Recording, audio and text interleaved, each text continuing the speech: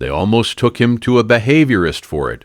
3 mornings in a row, at almost the exact same time, Otis refused to eat breakfast and instead paced in tight circles around Callum Reyes, pawing at his leg until he stood up. Callum, a warehouse shift supervisor, who'd had the dog since he was a puppy, chalked it up to boredom at first. Boxers were known for being demanding, high energy, a little neurotic if understimulated. His girlfriend, Bree, a veterinary technician of 6 years, had a different read. "That's not boredom pacing," she said on the second morning, watching Otis circle him for the 4th time in 10 minutes. "That's something else, and I don't love it." By the 3rd morning, it had escalated. Otis wouldn't let Callum near the stairs.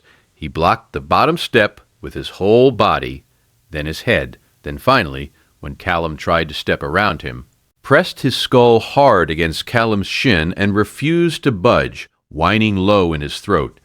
Bree's professional instinct kicked in, and not in Otis's favor. She'd seen dogs develop sudden possessive or anxious attachment behaviors around a specific family member before, and it rarely ended well without intervention. "We should crate him during the mornings until we figure this out," she told Callum. "This isn't normal, and I don't want it turning into something worse." Callum agreed, reluctantly.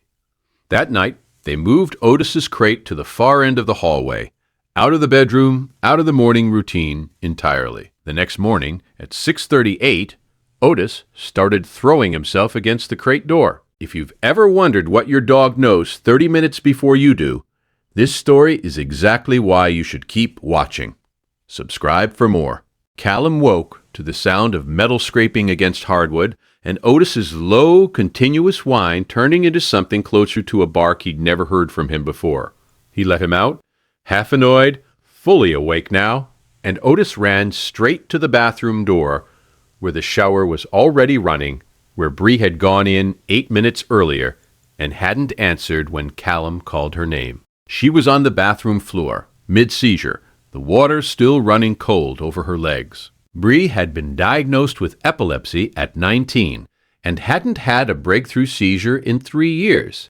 She hadn't even told Callum how close her medication windows sometimes ran. The neurologist who treated her that afternoon explained what Otis had likely been responding to all along: subtle chemical changes in scent and behavior that can precede a seizure by 20 to 45 minutes.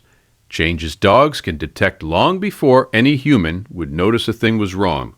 Another few minutes alone on that tile, and we're having a very different conversation, the ER physician told them both later that day. Has your dog ever tried to warn you about something before you understood what it was? Tell us in the comments. We want to hear it.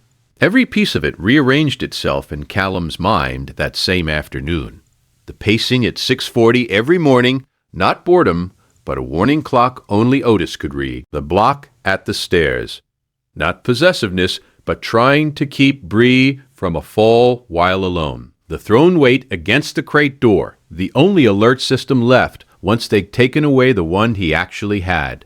If this is the kind of story you want more of, subscribe so you don't miss the next one. Otis sleeps outside the bathroom door now, every single morning, without being told to.